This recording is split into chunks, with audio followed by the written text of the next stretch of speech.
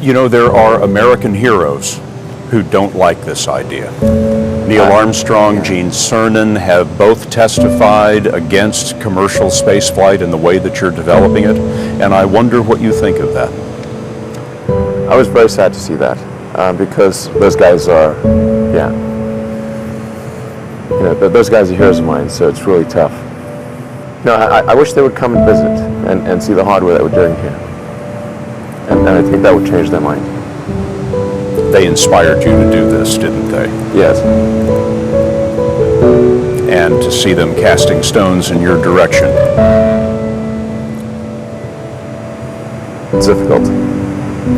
Did you expect them to cheer you on? So they're hoping they would. What are you trying to prove to them? What I'm trying to do is to make a significant difference in spaceflight and help make spaceflight accessible to almost anyone. What was your biggest failure and how did it change you? Well, there's a ton of failures along the way, that's for sure. As I said, for SpaceX, the first 3 launches failed. And we're just barely able to scrape together enough parts and money to do the 4th launch. If that 4th launch had failed, we would have been dead. So multiple failures along the way. When you had that 3rd failure in a row, did you think, I need to pack this in? Never. Why not? I don't ever give up. I mean, I'd have to be dead or completely incapacitated. The most impressive thing was that you knew every detail of the rocket and every piece of engineering that went into it. And I don't think many people get that about you. How did you get the expertise to be the chief technology officer of a rocket ship company? I do have a physics background. That's helpful as a foundation. And then I read a lot of books and talked to a lot of smart people. You're self-taught? Yeah. I tried very hard to get the right expertise in for SpaceX. I tried hard to find a great chief engineer for the rocket, but the good chief engineers wouldn't join, and the bad ones, well, there was no point in hiring them. So I ended up being chief engineer of the rocket. So if I could have found somebody better, then we would have maybe had less than 3 failures. If you're starting a company, you need to work super hard. So what does super hard mean? Well, when my brother and I were starting our first company, instead of getting an apartment, we just rented a small office and we slept on the couch. And we showered at the YMCA, and we're so hot up we had just one computer. So the website was up during the day, and I was coding at night. 7 days a week, all the time. There are people who've been in the rocketry business for decades who say about you that you don't know what you don't know. I mean, I had a friend who said you don't just pick the winners and losers, you pick the losers. I'm not going to be the first on any of those voyages until, like, Elon Musk sends his mother. And then if she comes back alive, then I might buy a ticket. When critics say you can't do this, your answer to them is, we've done it. What's your mission in life? Why you do whatever you do? When I was a kid, I was wondering kind of what's the meaning of life? Like, why are we here? What's it all about? And I came to the conclusion that what really matters is trying to understand the right questions to ask. And the more that we can increase the scope and scale of human consciousness, the better we are able to ask these questions. Personally, most motivating is that it creates a sense of adventure, and it makes people excited about the future.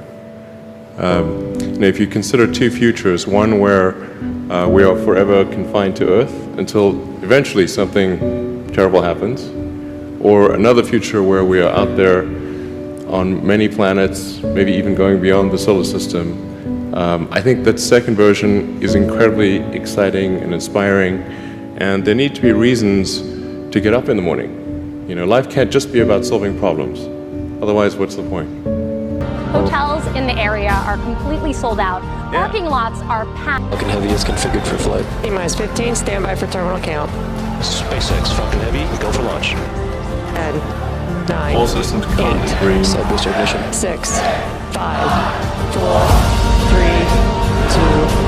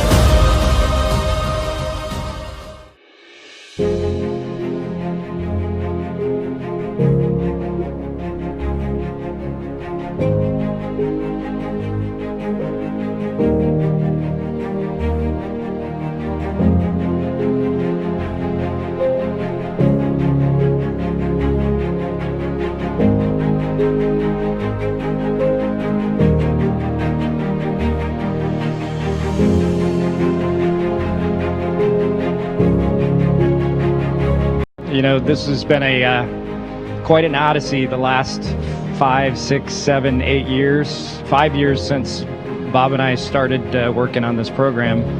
And to be where we are now, the first crewed flight of Dragon, is just unbelievable. You know, I'm not very religious, but I prayed for this one. So just once again, thanks everyone.